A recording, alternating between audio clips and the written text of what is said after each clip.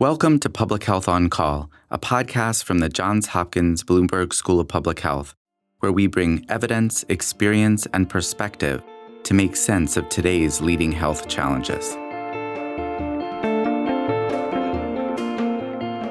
If you have questions or ideas for us, please send an email to publichealthquestion@jhu.edu. That's publichealthquestion@jhu.edu for future podcast episodes. Hey listeners, it's Lindsay Smith Rogers. Today, how social media advocacy online can make a real difference in the world. I speak with Dr. Anita K. Patel, a pediatric critical care physician and social media influencer who leveraged her expertise and her following not just to raise awareness of the conditions for children and families in detention centers, but to coordinate real relief in medical emergencies. Let's listen. Dr. Anita Patel, thank you so much for joining us. How are you doing today? I am good. Thank you so much for having me. So today we're going to talk about your work with children in ICE custody and detention centers. But let's back up a little bit first because we need to introduce you to our audience. So would you tell our audience who you are and what you do? Absolutely. I have been an attending in pediatric critical care for a decade, and I also am an associate professor of pediatrics. I also am an NIH-funded researcher. And you're also a social media influencer. I like to call myself an educator online because I've never felt comfortable with influencer. I'm getting on board with content creator because that seems to be what I do. I am a true academic. I've been funded since 2018. So I feel like it's important to say that because people like me generally don't jump into social media, right? Social media is a scary place, and it is absolutely true that as physicians, as healthcare professionals, as academics, we do need to be careful. But I also think we need to use it properly. Our patients are not getting their information from the TV anymore. They're not getting it from reading a book. They're getting it from Instagram and TikTok and YouTube.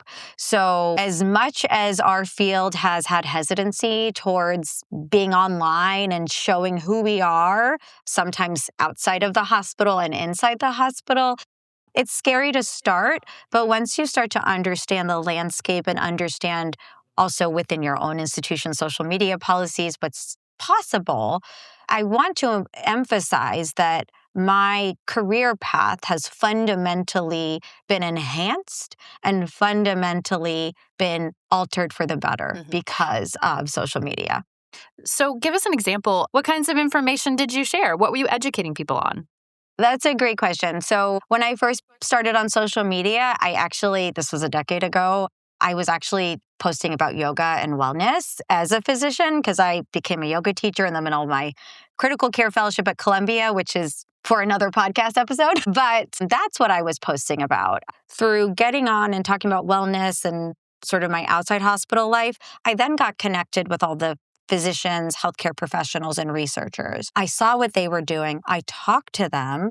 We actually founded a nonprofit for best practices on social media called the Association for Healthcare and Social Media, which is now gone, but it was alive and active for a long time. What that allowed me to see is that there's a critical mass of us and we can start educating. So when you ask, what did I educate on?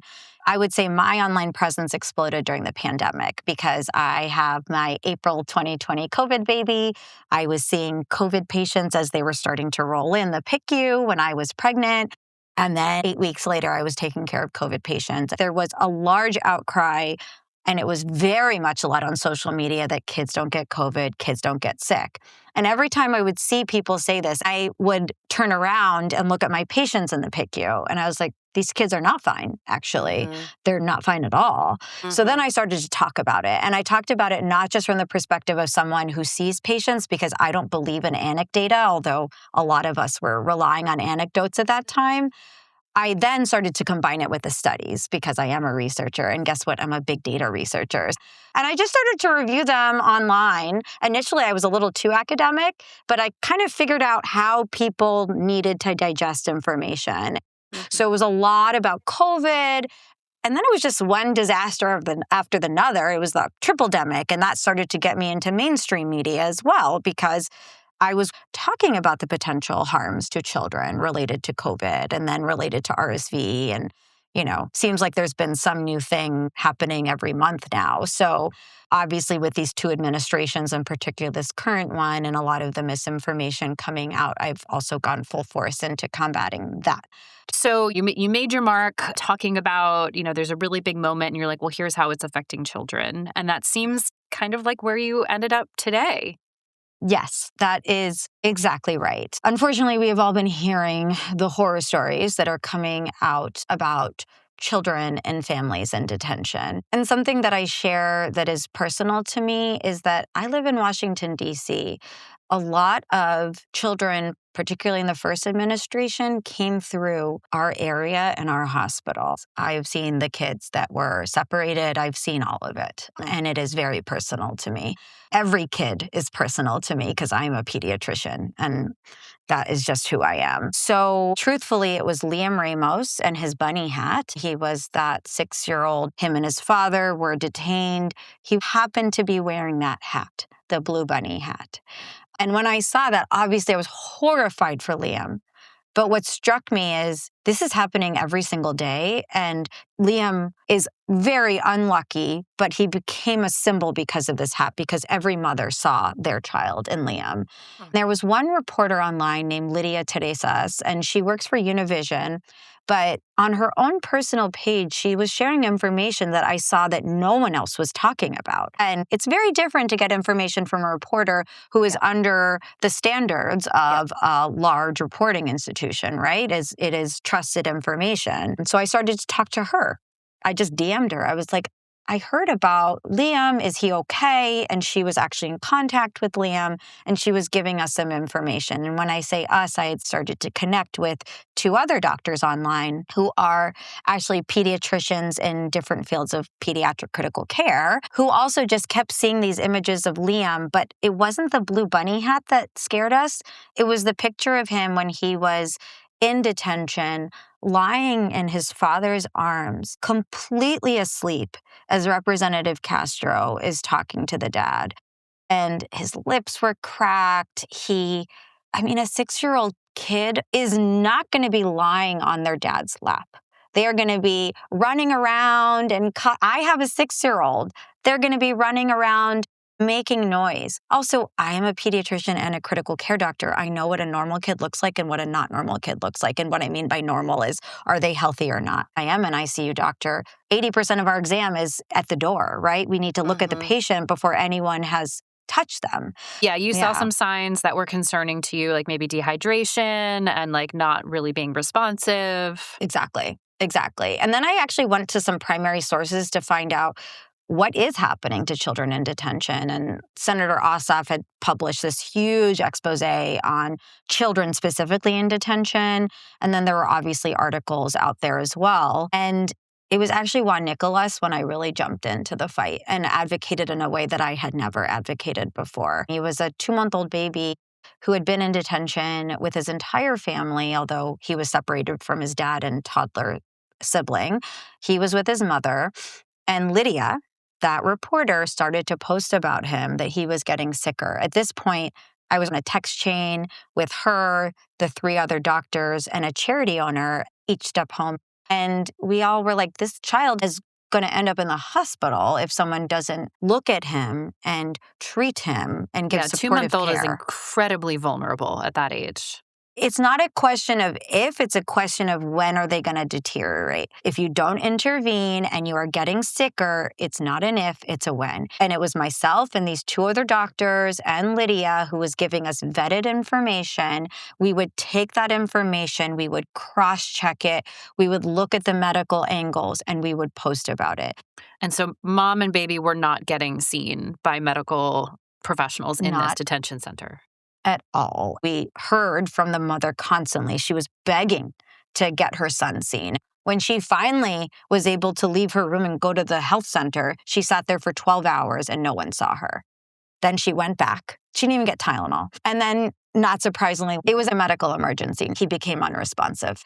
Nicholas was sent to a local ER and was not treated. He was sent back to Dilley. They were all at the Dilley Detention Facility, which is one of the largest family detention centers. And then within a couple hours, he was dropped at the border with his mother, with the clothes on their back and $200 that we had put in his commissary fund. And they were unsafe in Mexico. So our reporter drove. We bought them hotels through the charity.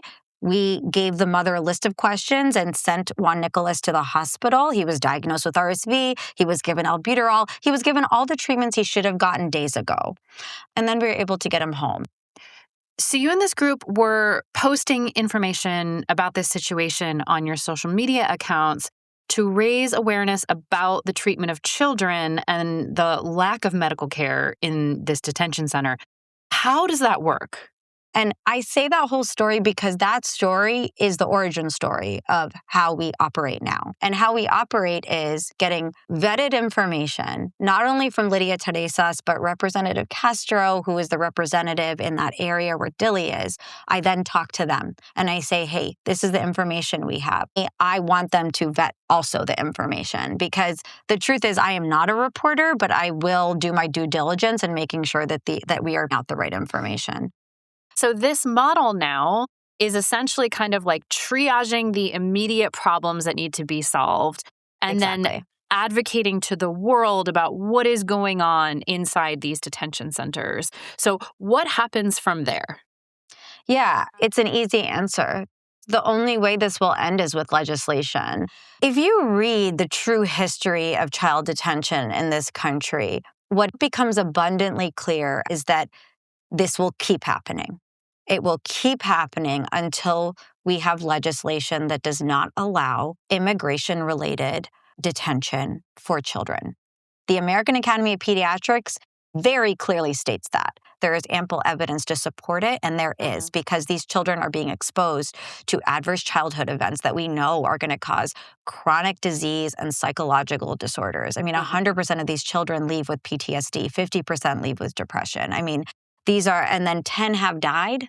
Up to 10 have died in detention as well. This is not just a possible life or death situation. This is a life or death situation. And it's just clear to me that's where it ends. And so how are we going to get there? As a part of all of the on-the-ground work that we're doing, I actually took a huge step back from social media in a very funny turn of events. And I have created a lot of pathways within the Capitol and contacts that want to help us, and they want our help, which you got Miss Rachel involved. You got Miss Rachel involved. Well, and can I tell you something? It was Miss Rachel found us. Everyone asked, how did you get Miss Rachel? She messaged us.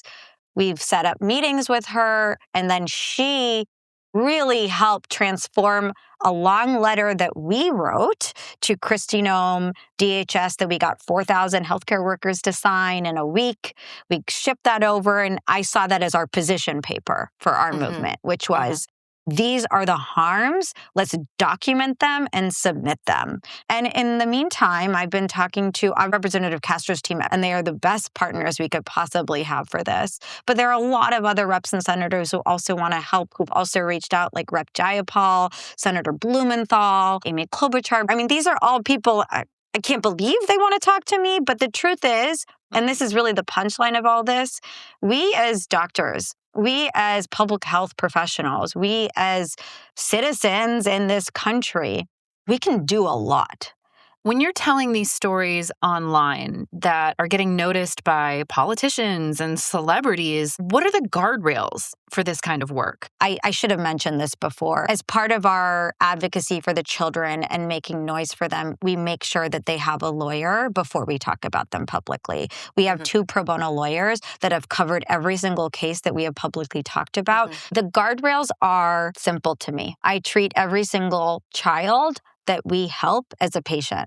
And if you treat them like a patient, you will never go wrong. Every time I share public information about them, we have gotten express permission, not just to share information about their child, but can we share the specific information? Is this okay to share? Because that's exactly what I would do for a patient, right? Like, I would never talk about a patient without their permission. And that's how we treat it. Because what I'm not going to do is just create a bunch of noise on social media that is then going to hurt these people. The story with Juan Nicholas was a success in the sense that, baby got the medical care that baby needed. Family was actually reunited. They are in a safe space. What other outcomes are you hoping for right now? You mentioned legislation is one. Yeah. So what's kind of the next big thing here? What we want to do is continue the immediate relief. And the way that we are doing that is by parallel raising funds, because we need money, because we use that money to fill the commissary so they can buy water and food. At the same time, we need to scale the operation we're doing, and we are 5-6 people. We are limited by the manpower right now. I'm not suggesting that I should be leading that. What I'm suggesting is I had no idea what I was doing when I started this. And we learned as we went. But we approached it as these are children that need our protection. And we approach them both from we need to protect them as a physician does a patient, but also as like a mother treats a child.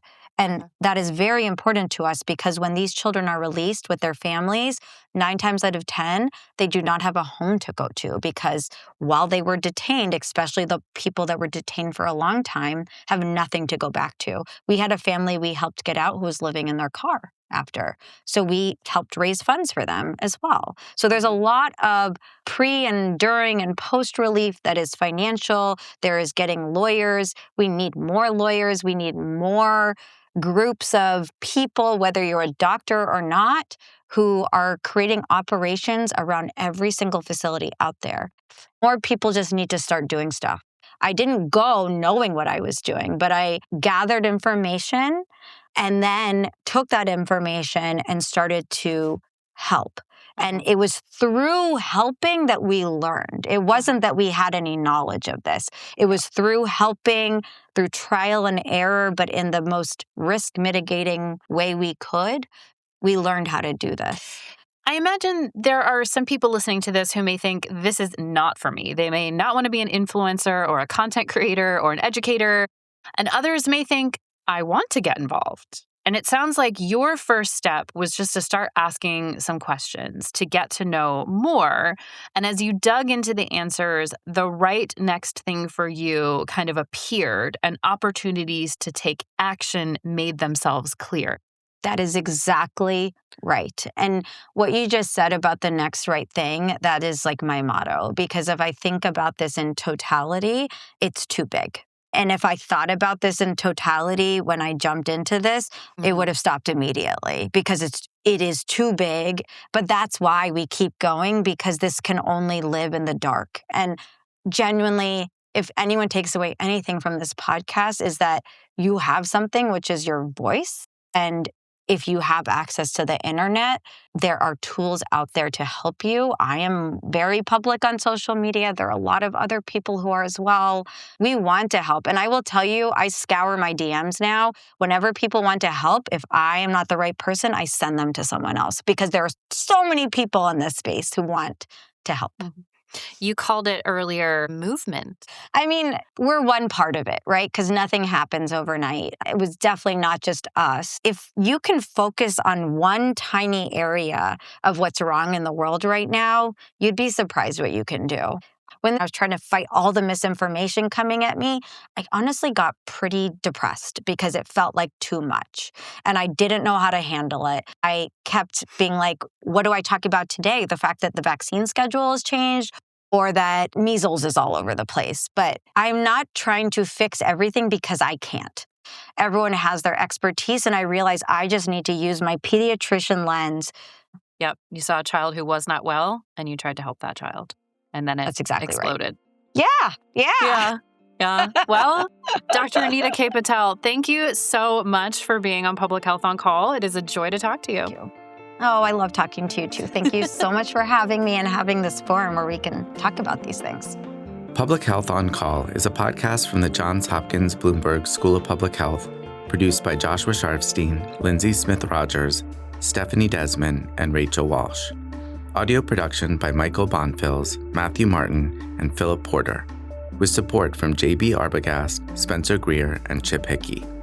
Distribution and social media by Rachel Walsh with support from Nick Moran and Brianna Iacovelli. Follow us on Instagram and Blue Sky at Public Health Pod for more public health takes and special content. If you have questions or ideas for us, please send an email to publichealthquestion@jhu.edu. That's publichealthquestion@jhu.edu for future podcast episodes. Thank you for listening.